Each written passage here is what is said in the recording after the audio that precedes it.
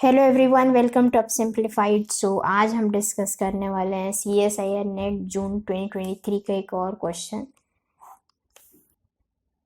So let us see which one of the following correspond to x, y and z respectively in the following square where sum of the elements in each column, row and diagonal is the same.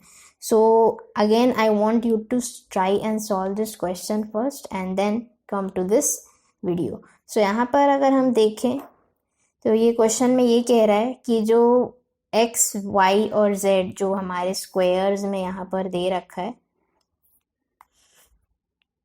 इनकी values हमें बतानी है। जहाँ पे इन्होंने condition दे रखी कि sum of the elements in each column, row and diagonal same होना चाहिए, यानी कि सम जो है कॉलम, रोज और डायगोनल सभी का सेम होना चाहिए।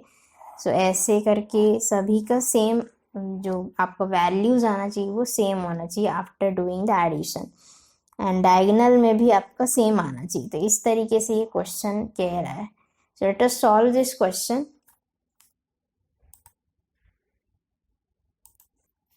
So first दे रखा है हमारा 17, 15, 13। तो हम एज्यूम कर लेते हैं x को 17, y को 15 एंड z को 13। So let us solve this. सबसे पहले हम देखते हैं कि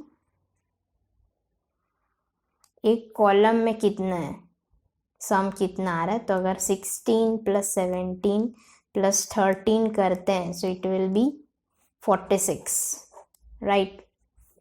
तो यहाँ पे सम तो 46 आ रहा है।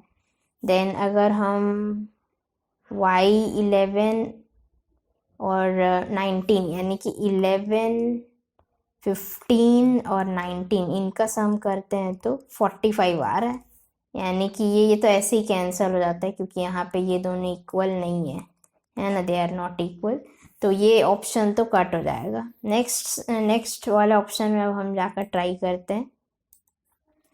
तो नेक्स्ट ऑप्शन दे रखा है 18, 15 और 12। सो x को हम 18 मान लेते हैं, y को 15 और z को 12।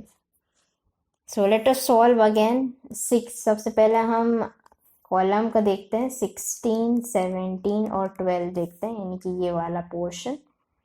इनको सम करके देखते हैं, इनको ऐड करके देखते हैं तो कितना आएगा हमारा value, 45। Okay, so this is 45। Again हम इसको भी सॉल्व करके देखते हैं, 11 + 15 + 19।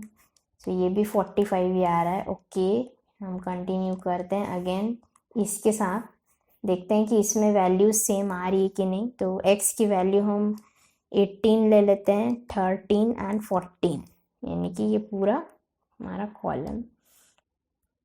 तो अगेन हम इसमें देखते हैं तो इसमें 45 आ रहा है।